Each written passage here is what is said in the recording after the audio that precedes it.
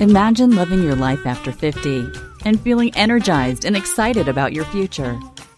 Welcome to the Women in the Middle podcast, the podcast for women who are ready to figure out what they want and create the life they deserve.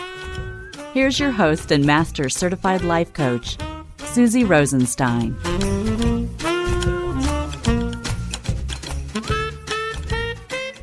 Hey there, today we're talking about something I've taught before, but never quite like this. It's about the forks in the road of your life and the thing that's been making decisions at those forks without your permission. Let's go. Welcome back to the Women in the Middle podcast with over 2 million downloads and counting. I'm your host, Suzy Rosenstein, your master certified coach, midlife life leadership mentor, and certified Zentangle teacher, and I am so glad you're here for this one. Because today I'm going to share something I've been sitting with lately, something that surprised me even after over a decade of coaching women through exactly this kind of work. I had one of those, that makes sense moments recently, a moment where I finally connected some dots that I hadn't connected before, even though I've been teaching this material for years. And when I did, what I felt was relief.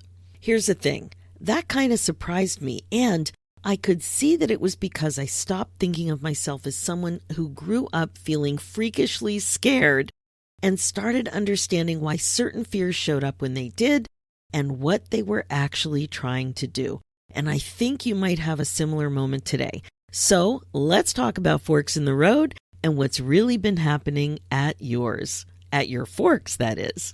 But just quick, before we dive in, I have a question for you. Are your priorities a little murky these days? Getting clear about what you actually want makes everything easier, including big decisions.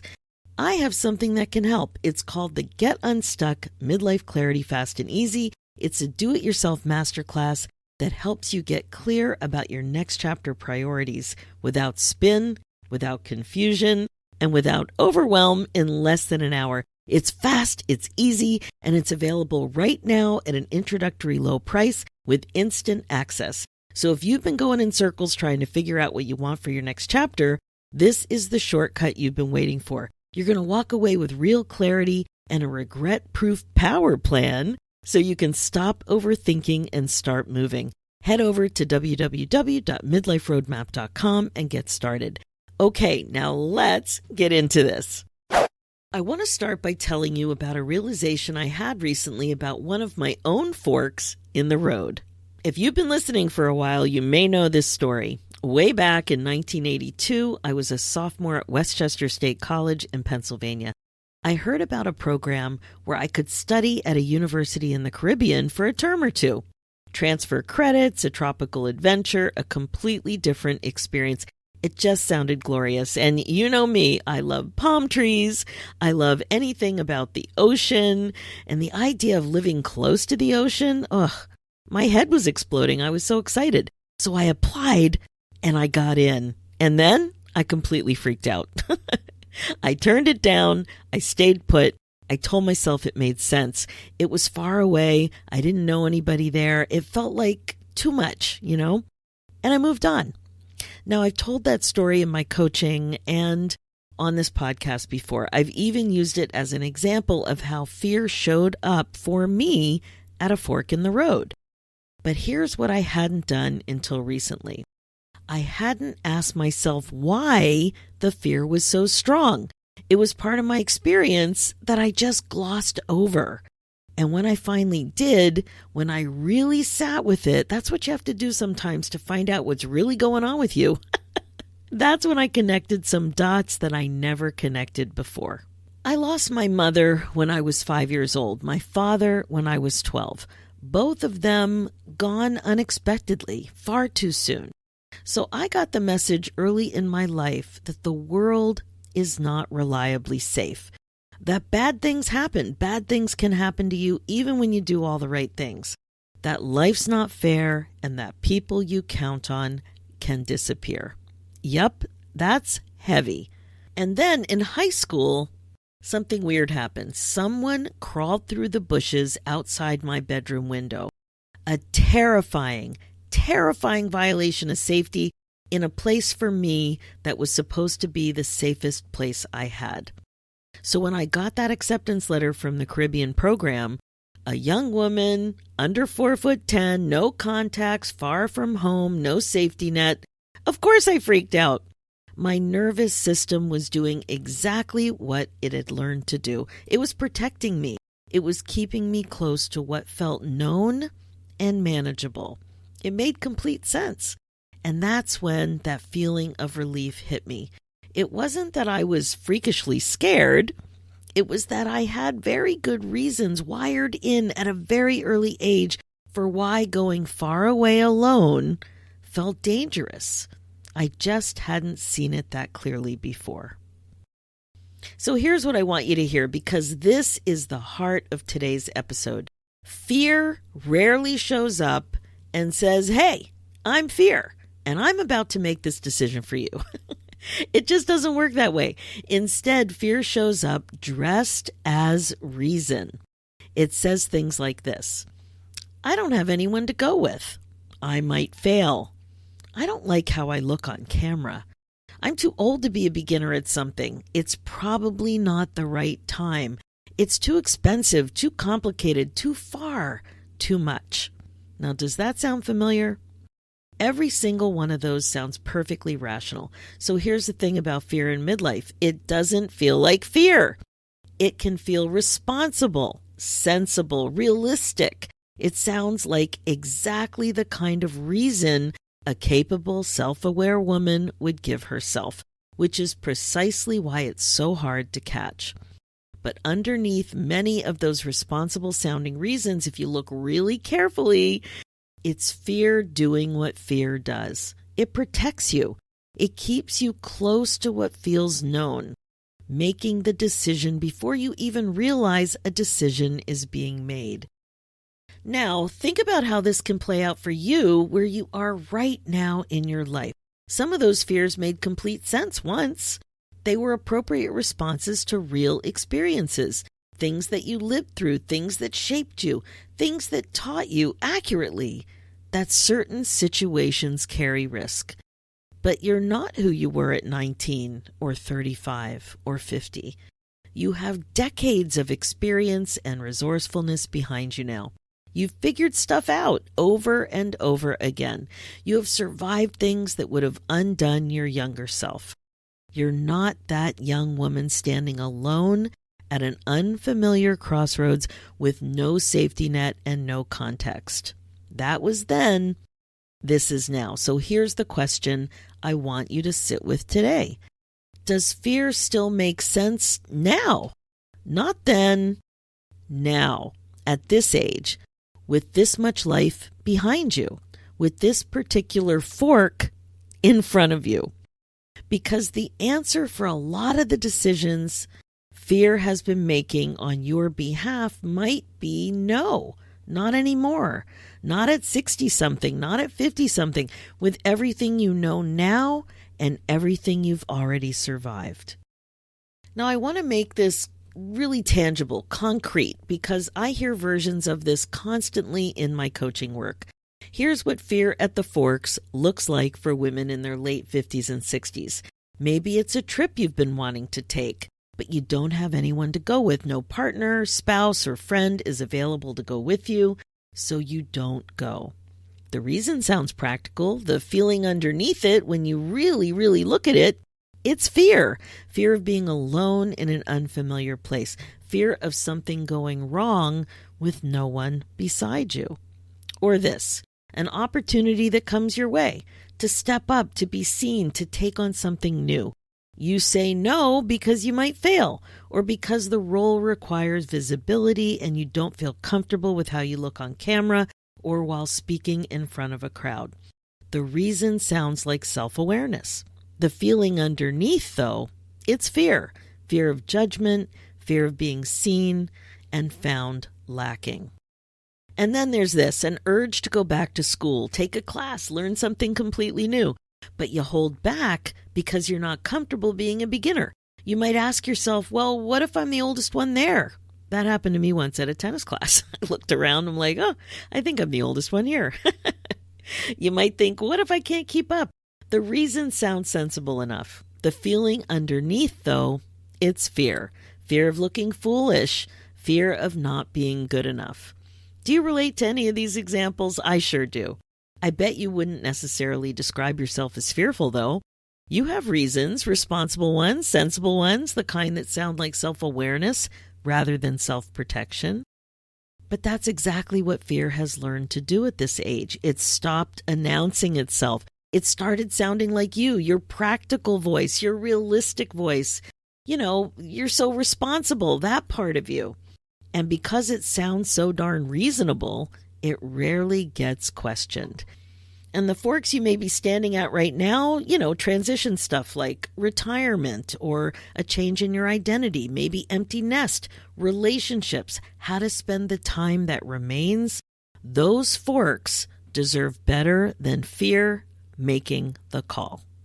I want to walk you through the forks in the road exercise. Now, I've taught this before in episode 335, if you want to go back. But today we're going deeper. We're doing it with the fear lens on. So grab a coffee or a cup of tea, a piece of paper, and a pen. If you're driving, you're probably going to want to try to remember to come back and do this.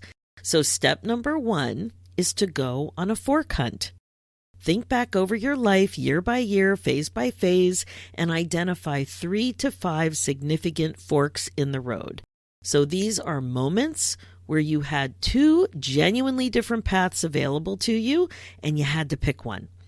So these weren't small choices. They were heavy duty. They were weighted, the kind that you still remember. So go back as far as you want.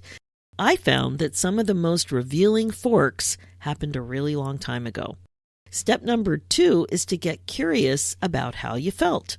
For each fork in the road, try to remember how you felt as you were making the decision. Not the logic of the whole decision, but the feeling. Were you excited, relieved, sad, anxious, overwhelmed, maybe frozen? Whatever it was, try to get at it. And then ask, what was I thinking that created that feeling? What was I thinking that created that feeling? Step 3, look for the pattern, and specifically look for fear. Be on the lookout. Now, here's the upgraded question I want you to ask for each of those forks, each fork in the road. Was fear part of this decision? So when you're thinking about it, it doesn't have to be terror, okay? Like that giant kind of fear. It doesn't have to be that.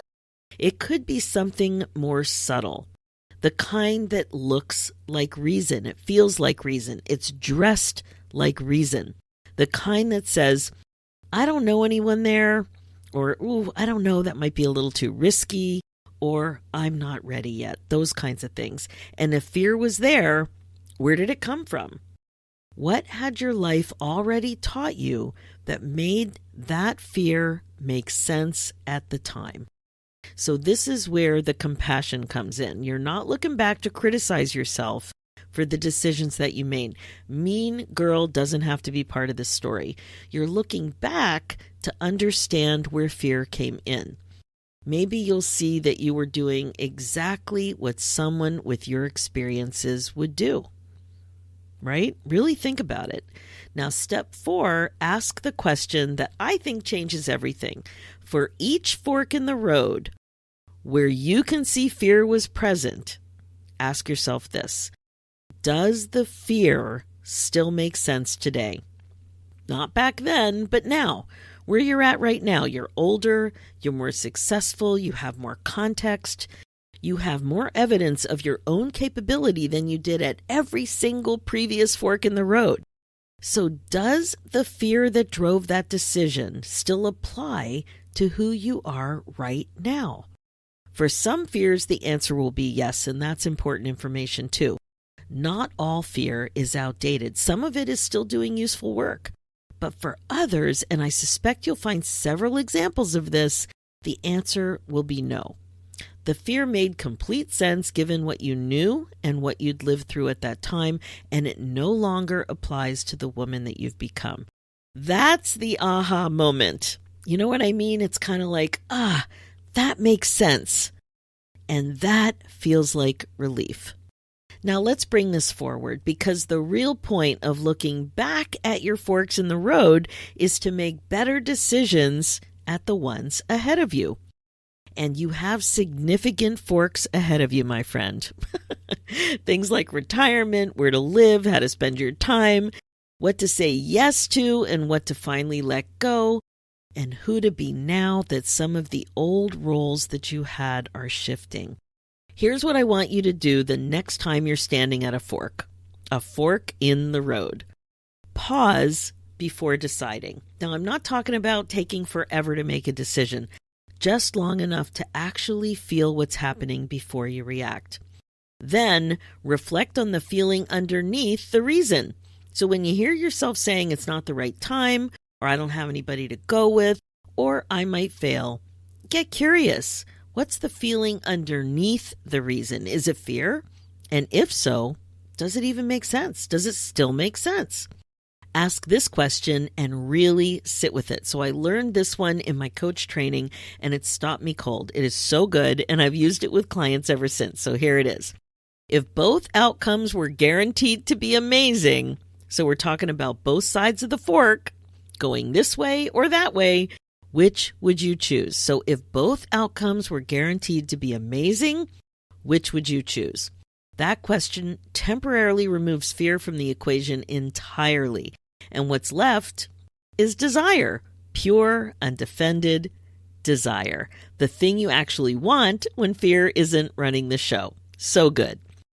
Then ask, do you like the reason you're giving yourself? So it's not about whether the reason sounds good, whether you actually like it, whether it represents who you want to be and how you want to live.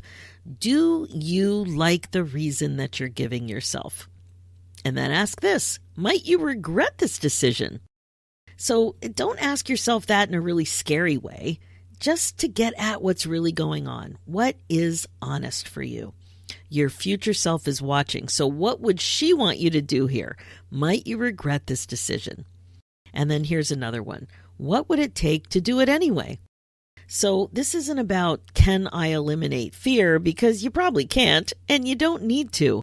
But what would it take to move forward with the fear present? What support, what information, what first step? And finally, what if the fear could be managed? Think about that. Managing fear is not about conquering it, getting rid of it, eliminating it. It's managing it. And managing it is kind of watching it and feeling it without being at the effect of it. That's how it feels to me. Because most fears can be managed, and most of the time what we're really afraid of is survivable, especially for a woman who has already survived as much as you have. So here's what I want to leave you with. What if you are not freakishly scared and never were? Instead, what if you're a woman who lived through things that taught you accurately and early that the world can be unsafe, that protection matters, that staying close to what's known can keep you out of harm's way? Now, those lessons made sense when you learned them. The question, the one that matters most now at this age, with the forks in the road that are ahead of you, is whether they still make sense today. So I've been coaching women through these exact transitions for over a decade. Retirement on the horizon, the empty nest that arrived faster than expected.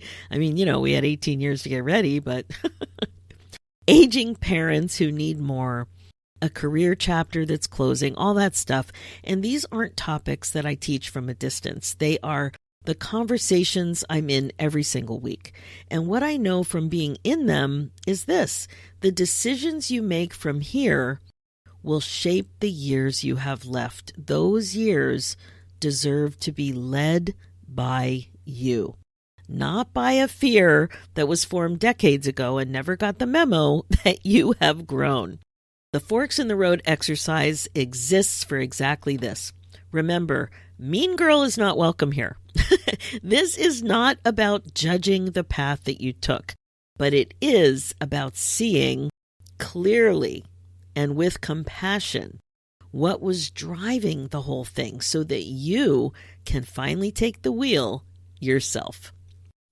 Okay, that's it, my friend. That's the Forks in the Road, the upgraded version.